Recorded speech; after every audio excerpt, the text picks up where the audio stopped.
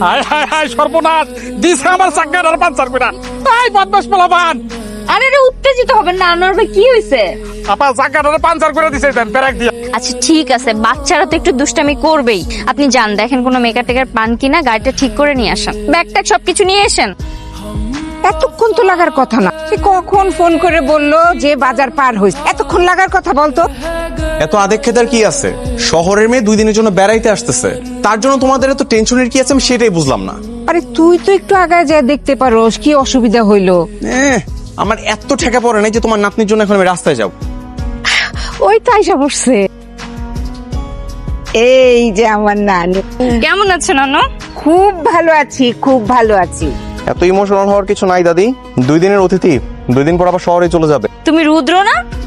কেমন আছো? তোমাকে তুমি খেয়ালই করি নাই। হ্যালো, এই আস্তে আস্তে, এটা তোমার শহর না, এটা গ্রাম। চাইলেই যাকে তাকে জড়ায় ধরা যায় না। বেড়াইতে আসছো 2 দিনের মতো ভালো রকম ভাবে বেড়াও। কি ব্যাপার?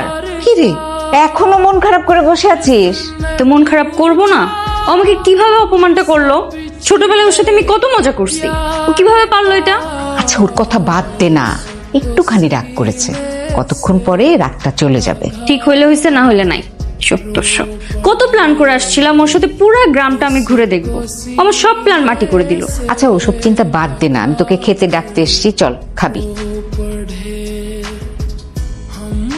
ওয়াও, সবাই ফ্লোরে বসে খাচ্ছে। ও মাই গড, আমি তো খুবই এক্সাইটেড এভাবে খাওয়ার জন্য। ঢাকাতে তো ডাইনিং এ ছাড়া খাওয়ার সুযোগই হয় না। মা, তোমার গেস্টের জন্য ডাইনিং টেবিলের ব্যবস্থা করে দাও, সে কিন্তু আবার আমাদের মতো ফ্লোরে বসে খেতে পারবে না।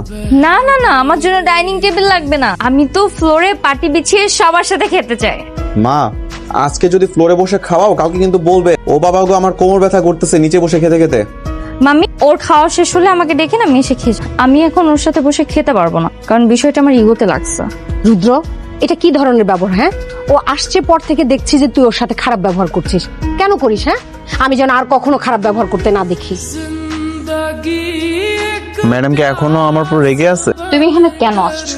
তোমার সাথে তো আমি কথাই বলতে চাই না। কেন? কেন তুমি জানো না? আসার পর থেকে তুমি আমার সাথে খারাপ ব্যবহার করতেছো। খেতে গেছি সেখানে তুমি আমার সাথে কি ব্যবহারটা করছো? হ্যাঁ, তুমি তোমাকে সহ্যই করতে পারছো না। কে বলছে যে আমি তোমাকে সহ্য করতে পারতেছি না? তোমার ব্যবহার সবকিছু মুখে বলে দিতে হয় না, কিছু কিছু ব্যবহারও প্রকাশ পায়। আমি আসার পর থেকে তোমার ব্যবহার বাচন ভঙ্গি এমন আমার প্রতি, তুমি আমাকে বারবার অপমান করছো। বুঝতে পারলাম, খালি হাতে পায়ে লম্বা হইছো, এখন পর্যন্ত যে দাঁড় রাখছি ছোটবেলার মতো করে আছে। তোমার মতো চেঞ্জ হয়ে যাবো নাকি? আমি যেমন তেমনই আছি তেমনই থাকবো। আমি কত প্ল্যান করে গ্রামে আসছিলাম, একসাথে ঘুরবো ফিরবো আনন্দ করব, আমার সব প্ল্যান মাটি করে দিছো। আচ্ছা